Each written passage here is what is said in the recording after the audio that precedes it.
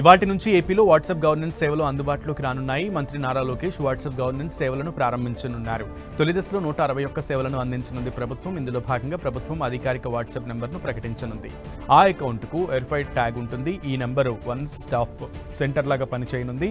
భవిష్యత్తులో వీటిని మరింత విస్తృతం చేయనుంది. ప్రభుత్వం ఏదైనా సమాచారాన్ని ప్రజలకు చేరవేయాలంటే ఈ వాట్సాప్ అకౌంట్ ద్వారా మెసేజ్ పంపించనుంది. భారీ వర్షాలు, వరదల కారణంగా రాష్ట్రంలోని అన్ని విద్యాసంస్థలకు సెలవు ప్రకటించడం లేదా విద్యుత్ సరఫరా నిలిపివేత, వైరస్ వ్యాప్తి జాగ్రత్తలు, మీ ప్రాంతంలో అభివృద్ధి పనులు జరుగుతున్నాయా లేదా ఇలాంటి సమాచారాన్ని ఒకేసారి కోట్ల మందికి చేరవేయనుంది ప్రభుత్వం.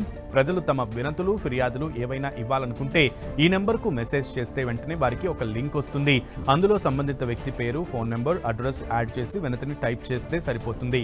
వెంటనే వారికి ఒక రిఫరెన్స్ నెంబర్ వస్తుంది. దాని ఆధారంగా తాము ఇచ్చిన వినతి పరిష్కారం ఎంతవరకు వచ్చింది, ఎవరి దగ్గర ఉందనే స్టేటస్ను తెలుసుకునే ఛాన్స్ ఉంటుంది. తమ పరిధిలో మురుగు కాలువల లీకేజీలు, రోడ్ల గుంతలు వంటివి ఫోటోలు తీసి పెట్టొచ్చు. వాతావరణ కాలుష్యం పైన ఫిర్యాదులు చేయొచ్చు.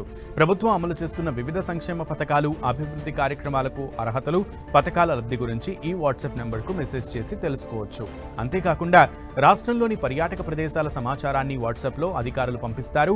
అందులో నుంచి మీకు కావాల్సిన ప్రాంతాన్ని ఎంపిక చేసుకుని అక్కడే టికెట్లు, వసతి సహా అన్ని బుక్ చేసుకునే సౌకర్యం ఉంటుంది.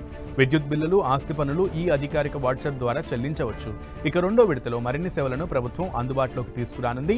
దేశంలోనే మొదటిసారి వాట్సాప్ గవర్నెన్స్ విధానాన్ని రాష్ట్రంలో ప్రవేశపెడుతున్నామని, సర్టిఫికేట్ల కోసం ప్రజలు ప్రభుత్వ కార్యాలయాల చుట్టూ తిరిగే విధానానికి ఇక స్వస్తి పలకనున్నట్లుగా సీఎం చంద్రబాబు తెలిపారు.